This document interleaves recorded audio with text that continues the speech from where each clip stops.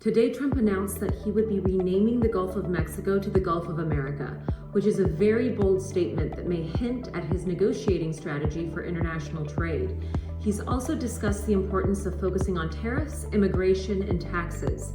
I'm one of the people, along with the financial markets, who are betting on higher inflation or the continuation of higher inflation under Trump's policies, and here's why.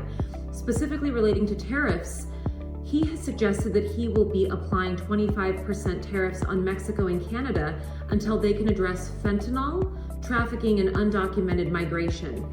I believe he's also willing to show force from the United States military within Mexico if they don't control the aforementioned issues, unlike his predecessor.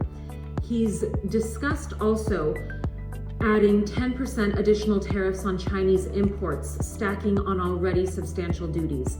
The impact could possibly be that these higher import taxes will pass down to consumers, which will then increase prices across the board. Then there's immigration.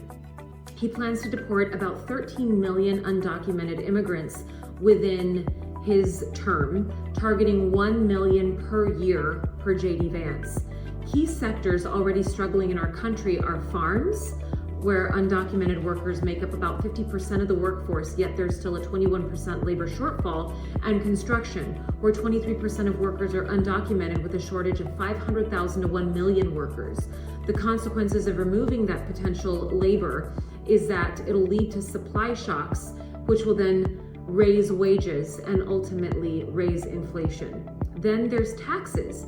Trump has also touted extending and deepening tax cuts from his first term, which will leave more money in pockets, fueling consumer spending. Without federal intervention, this could also further stoke inflation.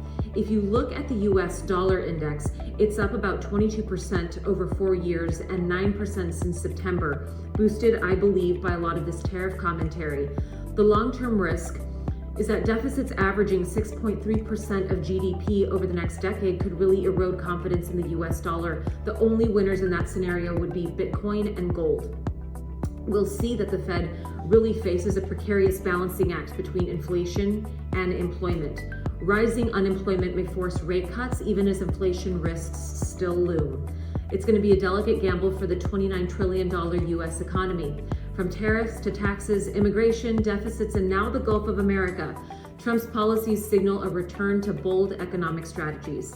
Stay tuned, this is just the beginning.